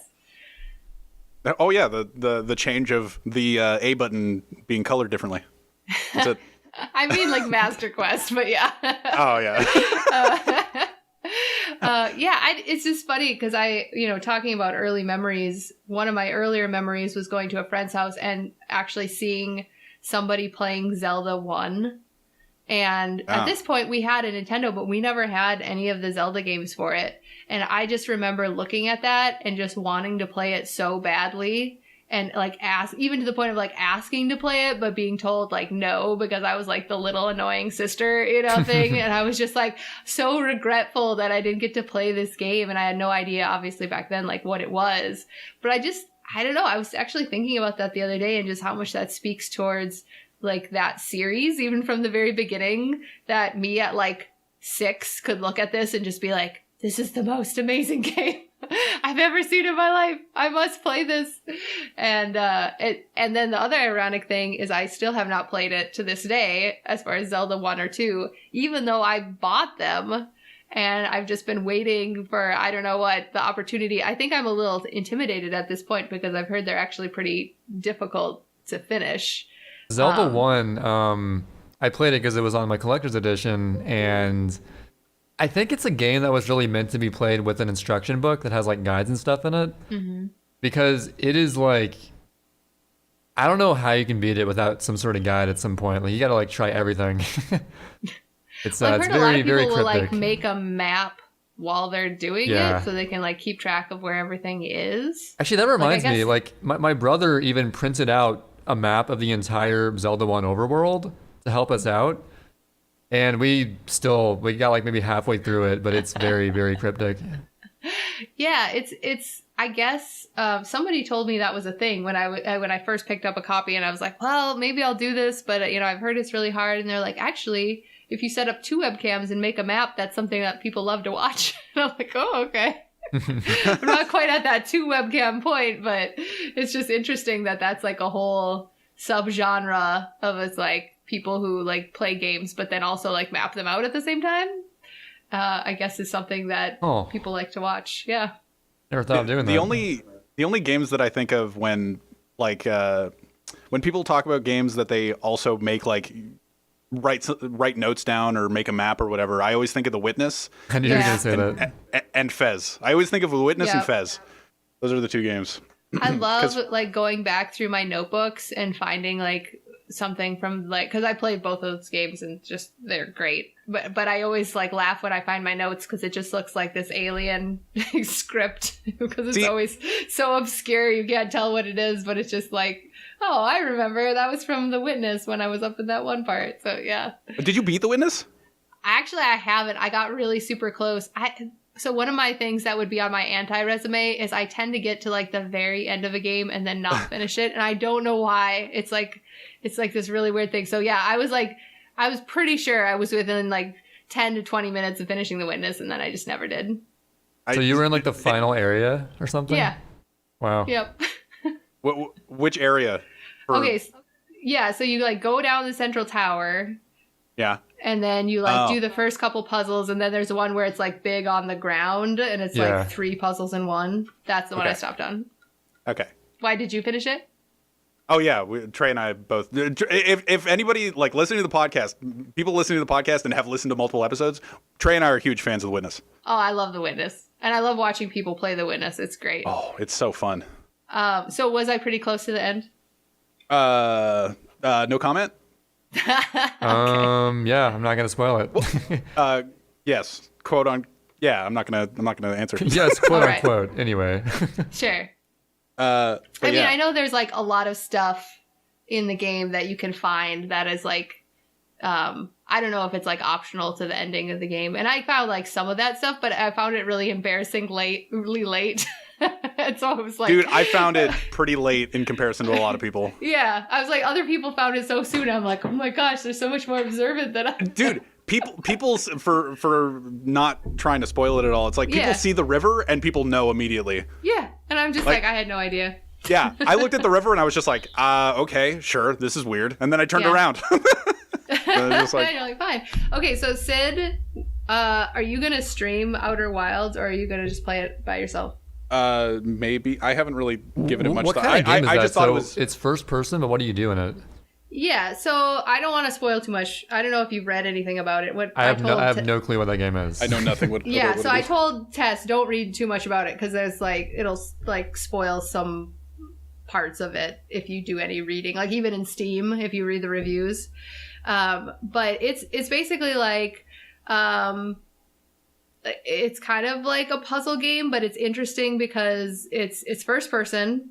and there's exploration, and it's not tied into like a certain order, which is the most interesting thing. Like, I'm pretty sure for the speed run, like, they just do things in the most efficient order, but you don't have to do things in a specific order to like win, quote unquote. So it's like, it's really interesting because you're just kind of like, do whatever you want. Which was funny because I had my stepson play it and he was a little bothered by that because he was like, I don't know what I'm supposed to do next. I'm like, there is no next. Just go. So it's a puzzle game before anything else, though. I would say it has elements of... Okay, I don't want to say it's got elements of The Witness because it's not like straight up puzzles like that. It's I not love like The Witness. That's what I was picturing, but I guess it's not that. It's not like you find... It's more Are there like line puzzles involved? That's the line puzzles? No line puzzles. No. No. It's more like... I don't want to say it's like a story puzzle because that makes it sound like an adventure game, which it isn't. It's more like exploration, and like the story is the puzzle because you don't know what's going on. I'm just really appreciating this long compound answer that really gives no rhyme or reason. Yeah, I'm just trying not to spoil anything, and that makes it really, really tough. But yeah, it's like a story puzzle exploration. That's perfect. Story You're puzzle gonna have to play it. Please play it on stream so I can watch. Sure, I'll think about that. Yeah, I was just my mind was blown because Mello just like randomly gifted it to me, and I was looking at my Steam library. I was just like, wait, I have a gift from Mello, and I DM'd him being like, thanks, man, and he's just like, yeah, that's it. Mello's a generous guy. He subs to everyone, seems like. Yeah. So, good on him. So it was really interesting how I found out about the game because it's actually because the developer's Annapurna. I think I'm saying that right. And they have done like a really broad, weird selection of games. They actually make movies. That's their main gig, but they have an interactive wing that does games. And they did one called Gorogoa, which I played on Switch, that was much more like straight up puzzly, but it was like slide puzzle. And then you could like move from different parts of the scene and back. So it was kind of weird. It was like everything they've done has been really intriguing. And then I saw this. And it must have been on my wish list, and it just popped up, and it was like just very different, like much more, like a more fully fleshed out and less like indie looking title. Yeah, like a story puzzle. Yeah, like a story puzzle, an exploration story puzzle game. And it was just looked very intriguing, and it was like on sale off the bat. I'm like, oh, okay, well, give this a shot. But a lot of people had said it wasn't really getting much traction because the name was so similar to The Outer Worlds. Yeah. Which is a is that a Bethesda game? Or it was I think it just looked like one. I think that's where it was. It's like similar to like a Fallout type game. I 100% want to play that too, but I was like, I guess people got confused and didn't because of the naming similarities, and so it just didn't get a lot of traction. I was like, this game's amazing. Well, like it was so good. It's tough to release a game called Outer Wilds, or like have two games released, Outer Worlds and then Outer Wilds, within like a year and a half or a year or whatever it is. Yeah, well, and Outer Worlds was released like you said, like a year ago, but then it was re-released because they have like one of those timed to different consoles, so it had like just come out on Switch again. So it was like that just came out on Switch, even though I'd been out on, whatever else, PlayStation before. But then it came out on Switch like the same time as this came out on PC. So I think people were just like, oh, Outer Wilds. So what you're doing right now is just advocating that people should play Outer Wilds. Yes. Yeah, and stream it so I could watch. That makes sense. Okay, I'll take note of that. Is there like a fear of chat spoiling stuff in that game? Yeah. I mean, mini fear. I hate that. I don't know. I feel like no one's played it. Like I made a tweet about it and no one was like, oh yeah, I played that too. Like, yeah. So, I made this tweet about Summer and Mara, a game I kickstarted, and I got like all these people saying, oh yeah, I can't wait to play it. Looking forward to it. And then I made a tweet about Outer Wilds. And it was like crickets. So I was like, maybe, I don't know. I don't know why this isn't getting more, kind of more interest, because I thought it was great. I haven't finished it yet, that's another thing. I haven't finished it yet, but I'm not too worried about spoilers because I'm pretty deep in. I'll probably quit right before the end. Of course. Well, yeah, like Trey and I last week were ranting about like Twitch chat spoiling everything or attempting to spoil everything. To bring it back to The Witness, we've been watching this guy play The Witness off and on periodically, and we just like reading chat and just seeing what happens in chat. Like I like going into Twitter threads and just picking out the dumb people and whatever. Yeah. But like the Twitch chat, it's just like this random guy just randomly showing up being like, how long until like we give you a hint? Oh, no. And we're just sitting there going like, why do you want to spoil? Like I'm sitting here as a guy who's beaten the game. Trey's beaten the game. Yeah. And I'm sitting here watching somebody casually play through it. I just want to watch him casually play through it. I want to know how fast he does it. I don't want to help him. Yeah. I didn't get help. I didn't want help. No. Yeah, I played it on stream the first time, and I don't think I got any spoilers for The Witness. But again, I guess it just depends on how big your stream is and how often people, how often jerks stop by to ruin everything for you. It's not even like size of the stream. It's just like luck of the draw. It's like sometimes you're just going to get a guy that comes into the stream and be like, yep, you know what? I think you're inept. And I need to help you. It's just like, some people just think like, oh, well, my job as a chatter is to help you out, right? So I'm just going to help you. It's like, no, not it. No. Yeah, well, it's funny because even if you put like no hints, no spoilers, they're like, well, yeah, but there's a time frame on that, right? Like, no. No just spoilers like how long until you're stuck for 5 minutes, then okay. So are you saying I should finish The Witness? Is that what you're telling me? Oh, The Witness is so good. Yes, and then also find, all the extra stuff as well. Right. Oh my gosh. Okay. So what always happens to me, I've actually played through it twice. And the second time I got a little bit further. The first time I got to like the tower, then down in the tower, and I got to like the room with the junk in the middle. You know what I mean? Mm-hmm. Yes. And then the second time I played it, I got past that and I got to the room with like the stuff on the floor. And then I just stopped. And what happens is I stop. And then I don't remember because you have to like remember all of the rules from the entire game to like continue on. And so that it'll like be super late on stream or something. And I just have to stop. I know I'm close to the end. And then I just never go back to it until I've already forgotten what was going on. So basically I sabotage myself. I do the exact same thing with like Bloodborne or Dark Souls or whatever, where it's just like I get to late game, I stop, and then I come back, and now I'm late game Bloodborne. And I'm like, I don't remember how to play this game well. Yeah, exactly.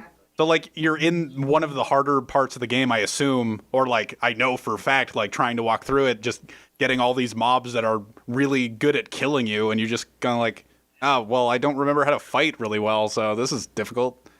Yeah, I totally hear that. But to bring that, I had a question for a while. You were talking about checkpoints in games and how you stop playing. So I guess this pretty well goes back into that. Have you ever tried to play like a Dark Souls game? I haven't ever played a Dark Souls game. I don't think I've ever played I can't think of a game that was like, oh my gosh, this is really hard that I've played that wasn't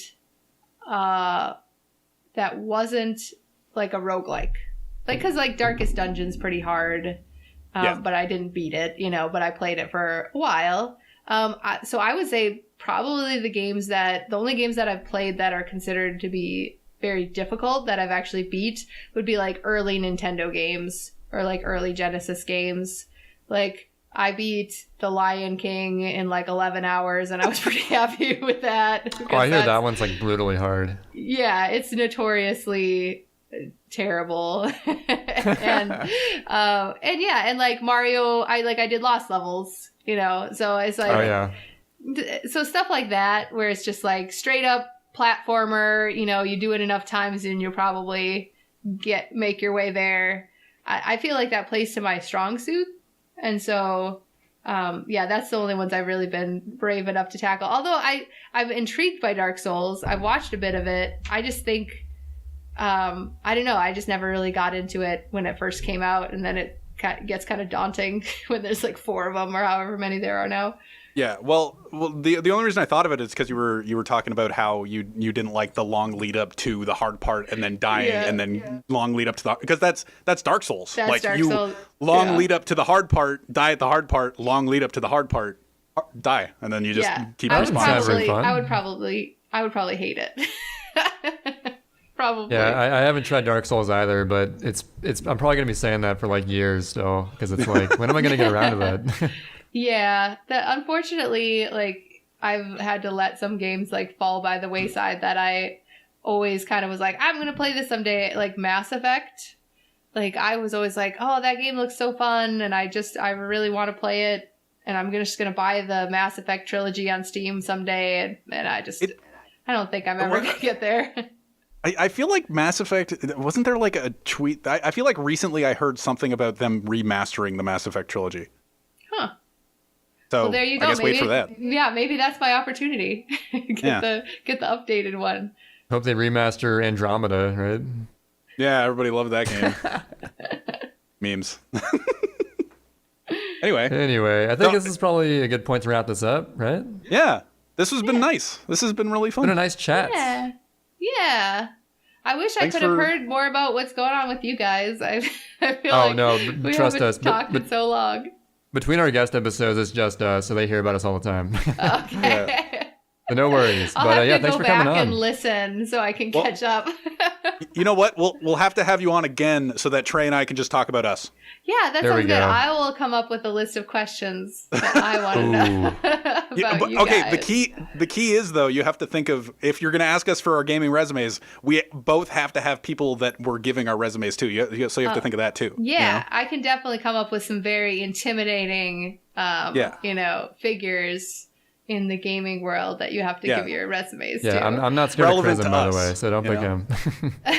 No, it'll be like Doug Bowser for you, and then that's intimidating. Yeah. Yeah. So one last plug before we're done. Perfect. SGDQ is coming up. Yep. Still happening. It's funny because so many people are like, SGDQ is canceled. And it's like, it's easy to think of it that way when it's not happening in real life, because it's always happened in real life and now it's online. But let's be honest, the real life interaction is the best part when you go. But 100%. Like that's the part I'm gonna miss the most. However, this was always slated to be my first GDQ as an interview partner. So that's still happening. Nice. And so, cool. So if any of you are tuning in for SGDQ, you get to see me try my hand at some interviews, which should be interesting.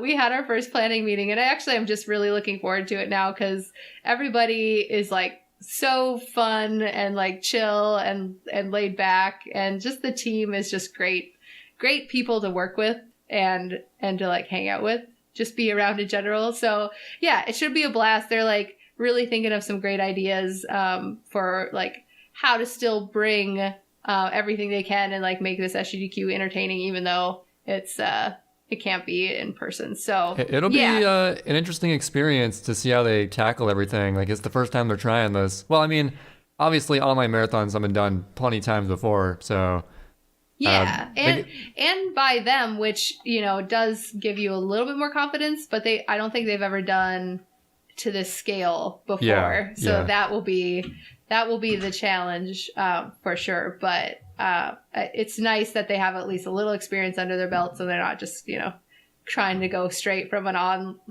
in real life marathon to an online marathon that's a week long. So plenty of challenges for sure, but I'm looking forward to it. If this podcast is any evidence, I feel like you'll do immaculately as the interviewer. We figured out, as long as they don't have me do anything with tech. Oh yeah, see, we even figured that out. We even figured that out from the pre-interview. Oh yeah, yes. Why is my mic only recording left audio? What is this? I hate audio. Audio, man, is the bane of my existence. It was audio when I was hard. a streamer. Still now. It's just, you know. I can barely handle a Zoom meeting. Somebody help me. So, but no, I'm really looking forward to it. Obviously, it would have been tons of fun to do the interviews in person, and so I'm hoping that next year they'll ask me back, and that'll, you know, kind of be back to normal. But for now, it just will be fun to work with this team and do the interviews online. So. All right then. Well, if you have no more plugs or shout outs, any shout outs? Oh, shout outs. Oh man. Let's see, how much time do you have? No, I'm just kidding. No, I'd just like to say thank you guys so much for having me on. Just like I said, it's cool to talk about gaming on the podcast, but it's just cool to talk to you guys and just see how you guys are doing and reconnect with some of the gaming people. And so I really appreciate that. I've had a good time. All right. Well, it's been a pleasure having you. Again, listeners, we're on Google Play and Spotify as well as YouTube. So just letting you know. Anyways, I've been Average Trey. I've been Sid. And have a good one. I'm still YellowKillerBee. Have a good night. Yay! Yeah, you still are. It's true. Yeah. See you next week, everybody. Bye.